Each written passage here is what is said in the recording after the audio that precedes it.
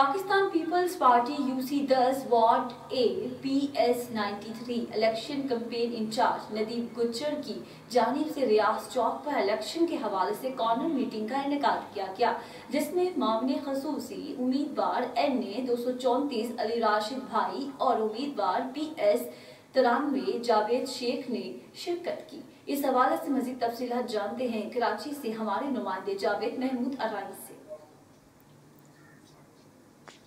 जी बिल्कुल, Pakistan peoples party UC10 ward 1 PS 93 election campaign incharge Nadeem Gujjar भाई ने रियाज चौक पर इलेक्शन के हवाले से कॉर्नर मीटिंग का इनेकाद किया।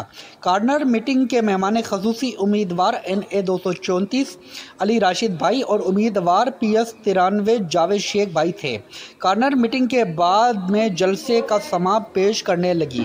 कॉर्नर मीटिंग में UC10 के जियालियों के साथ साथ बड़ी तादाद में इलाके के लोगों ने शिरकत की।